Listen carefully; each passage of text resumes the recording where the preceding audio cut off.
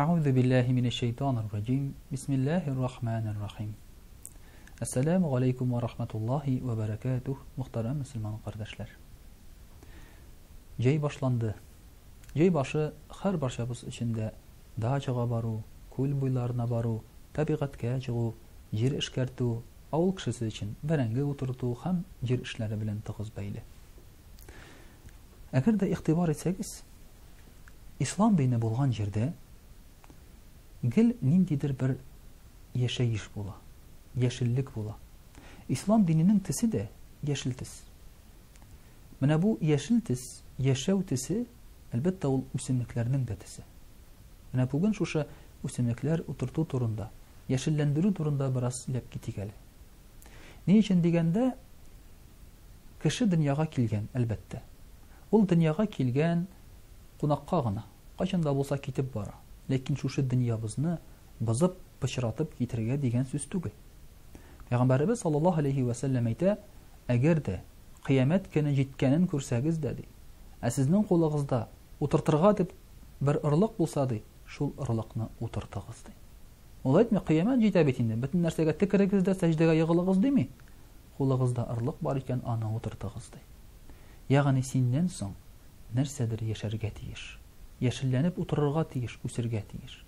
Mana biz de bu dunyoga kelganda bizning endi bor edi yemiş ağaçları, çirenler, öseler, ösümlükler oturtulgan idi.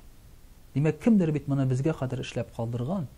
Eğer de biz mesela bağlarımızga şu yemiş ağaçların oturtmasak, ol balalarımız nerse aşar? Özleri oturtkan ağaçlardan yemişlerin alar belki görmeske de mümkünler.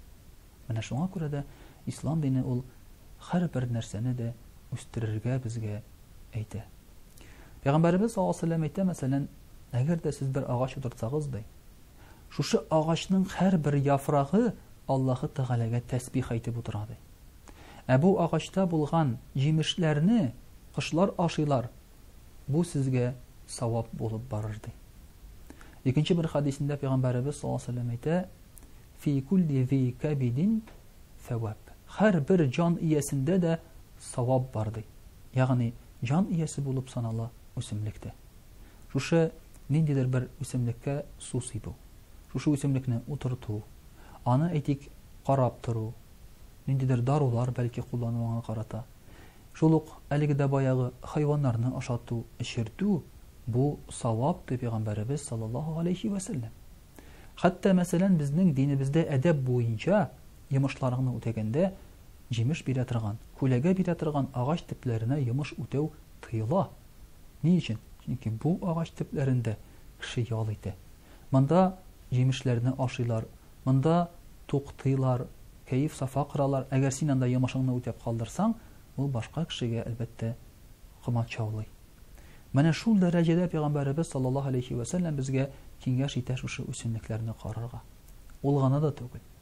Soğuş bargan vakitte mesela Müslümanlar nindidir bir düşmanlığa karşı soğuşalar iken, alarının ağaçların kesirge, üsimliklerin yokka çıkarırga tıyıla Müslümanlarga.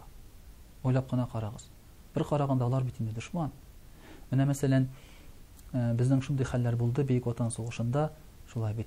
Ağaçlar kesildi, basular yandırıldı, rizak bulmasın deyip, aşarga bulmasın deyip düşmanlarga ya bulmasa şulay bit.